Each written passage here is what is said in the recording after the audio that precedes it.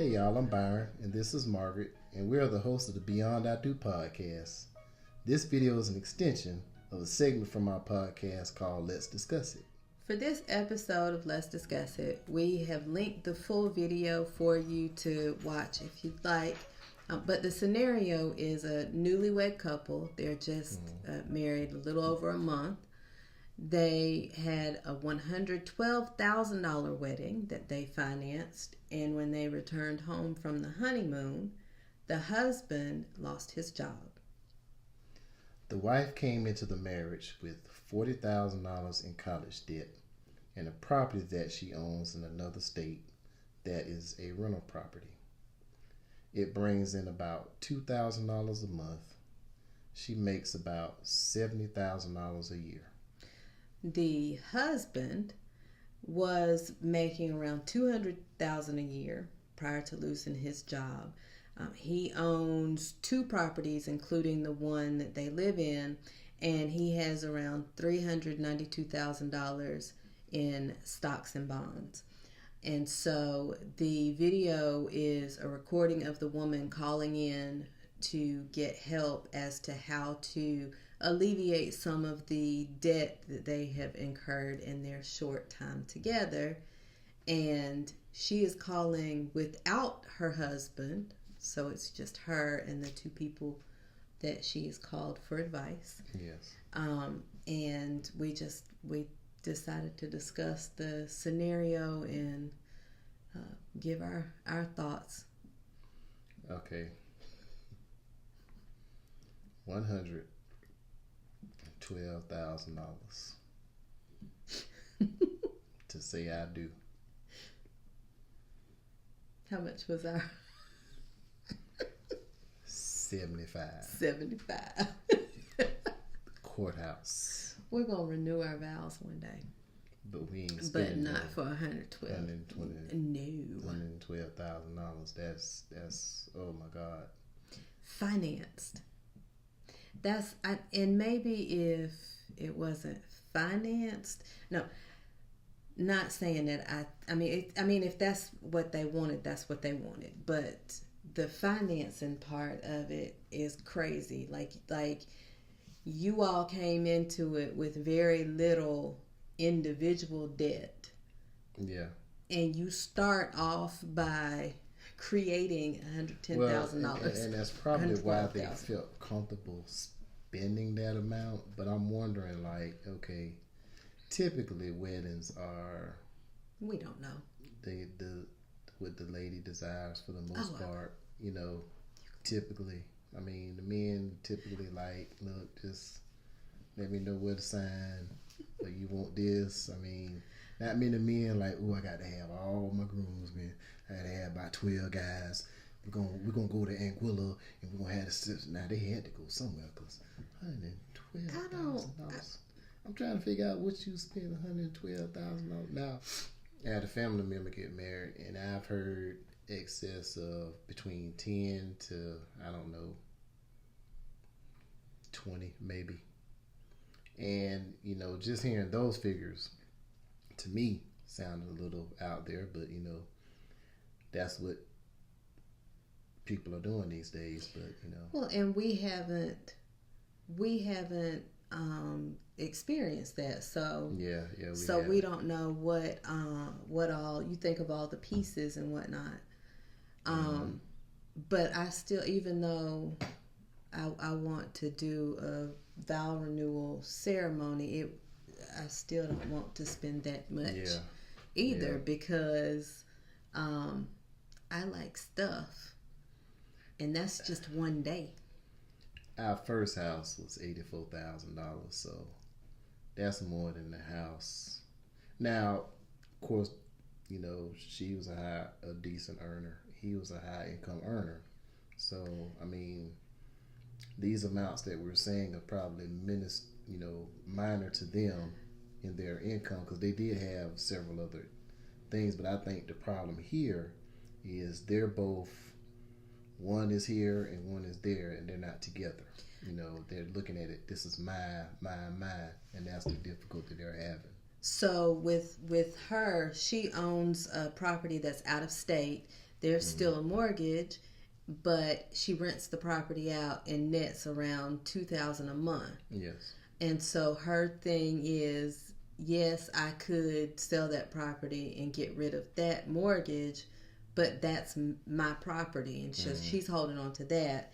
And so the couple asked her, well, would he be willing to liquidate some of his stocks in order to pull the cash out and take care of that debt? And she said that he hasn't been on board with that. So both of them are coming into it with what was previously theirs before. So, and understandably so, they're both kind of hesitant. But my thing is, for one, some of these things could have been discussed before the wedding. Yeah. And for two, $110,000 you all share now. That's shared debt, or $112,000. You've accrued. And both of them are in a place of vulnerability. With him, even though you were making $200,000 a year, you're unemployed now. Yeah. On top of the $110,000 debt that you incurred. Yeah. And then with her, she makes significantly less than he was making. And she had more debt coming into the marriage. So they're both in a position of vulnerability. I see it as a time for them to it's either going to make them a very strong, trusting couple, or they're not going to make it. Yeah. Because it takes a lot of trust. And they definitely are going to have to come together on this for the simple fact that the debt is there. Now, I can't imagine what the wedding cost, but I mean, what they did probably, for that amount of money. But I mean, they came in on white Clydesdales and doves. They had trained doves that they probably paid for, like, whistled the wedding song for her to float down the aisle, and volcanoes erupted in the background. They brought in real angels to flutter about. Real angels came in. Let's see. I'm sorry. Stretch Rolls Royce Phantom limousine, I'm sure. One per dress person in the wedding immaculate. I know that dress had to be hand sewn by Cinderella's dressmakers. Probably in the dress itself. I can't imagine, but we're just regular people, so we don't know what type of things people have access to. The one thing they weren't sure of is they weren't sure that his income could end at any given time. That's what they were not sure of, and it was the day after they got back from the honeymoon. But now, thinking about this now, over $200,000 a year. She said he was in the automotive industry. So I would assume that he was an executive. Typically, when people like that leave a position, depending on how long he's been in that position, they get some type of severance package. Right. So, well, and she also said they had an emergency fund with $45,000. So, I mean, they're not in. Yeah, they're not like in. Like, I can't wrap my head around any of their situations. So, there's no judgment, because that's not our situation at all. Yeah. But the irresponsible choices I can relate to. Yeah, definitely, because the thing about it is, when you look at that type of income, and I know they did it based on that income, right? But now you're in the crunch where now we have to figure out how we're going to survive off of one until he finds another job. And is he going to be able to find another job making that kind of money? Now, if he's an executive, I'm sure he probably, won't have a problem finding another job. But the time between now and then, what will be? Right. But now she's still working, so she's still working. Income. They still have rental property. They do have some income. positivity. So now it's time to take some of that net money from that venture and probably start knocking down some of this debt. But now they were telling them to sell the third property and cash in on some of the stocks and bonds. That was the advice that they gave in this particular video. And I'm kind of like, I don't know about them stocks and bonds. I mean, because you do have a penalty that you right, pay and that for was you. right. So that's one thing that they have to look at. And I don't know. I think this lends itself to the question: what's more important, the wedding or the marriage? Exactly. Because that's one day. Yep, one day. And honestly, I mean, and this $112,000 debt could destroy that one day. Right. Right. You know, well, destroy the purpose of that one day. Destroying now. It's in the process of destroying. That's. I think that as a child, I don't know that I ever sat and fantasized about a wedding per se. But I mean, I would like to have that at some point. But it's nothing that throughout the years I feel cheated out of. Because of our circumstances, our wedding was at the courthouse. No, I take that back. It wasn't the courthouse. It was a little chapel, a little wedding chapel. And it was $75 because our ceremony had rings. The ring-free ceremony was $50. You know, we balled out. You know, I can do that now. I can marry people. I can marry people in our home state. That's a side hustle. All right. Let's keep that going. Anywho, but for us, it was different circumstances. The wedding and the finances. So we came together with nothing, and so broke. Okay, that $75 meant that somebody went without something. No, it didn't. It wasn't that bad. Did my dad pay? I think your dad did pay. My dad paid. Mm-hmm. Yeah, we did have some help. I mean, but looking back, I'm wondering. Okay, we had a reception. Yeah, we did have a reception at our apartment. There was cakes. There was wings. I know people who spent, $5,000-$10,000 on a wedding and got married around the same time that we got married and not together. In divorce. So, there goes the thing, weddings are great. Mm-hmm. They're fantastic. I love reception food. I love reception food. I love that free bar. If it's free bar, I even like cash bar, but don't be charging me too much for no damn drinks. You know what I'm saying? But I love weddings, but it's one day.